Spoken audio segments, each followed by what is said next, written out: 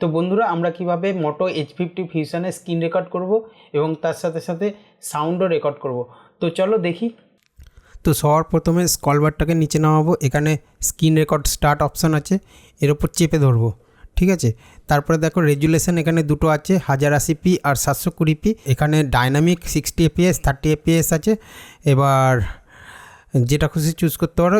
Dynamic choose করলে এখানে auto select হবে, সিস্টেম পারফরমেন্স অনুযায়ী 60 fps 30 fps অটোমেটিক নিয়ে নেবে।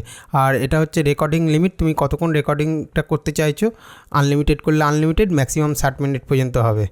আর ফাইল সাইজ লিমিট হচ্ছে এখানে দেওয়া আছে 10 MB 100 MB 500 MB 1000 MB পর্যন্ত করা যাবে। আর আনলিমিটেড করলে যতক্ষণ মেমোরি থাকবে ততক্ষণ রেকর্ড হবে। তো এখানে দেখো কোনো সাউন্ডের অপশান নেই, সাউন্ড রেকর্ডের। তো সাউন্ড রেকর্ডটা কীভাবে করবে সেটা দেখাচ্ছি। তো আবার স্ক্রল বারটাকে নিচে নামাবে, স্টার্ট রেকর্ড করবে, স্টার্ট করবে। এবার দেখো এখানে একটা স্পিকার ফোনের অপশান আছে, স্পিকার ফোনে ক্লিক করবে। এইবার এখানে দেখো মাইক্রোফোন অপশান আছে, শুধু মাইক্রোফোনের সাউন্ডটা ক্যাপচার করতে চাইলে মাইক্রোফোন সিলেক্ট করবে। আর সাউন্ড সিস্টেম সাউন্ড আছে, শুধু সিস্টেমের সাউন্ডটা রেকর্ড হবে। আর microphone and system sound option আছে, এখানে বোথ দুটোই রেকর্ড হবে।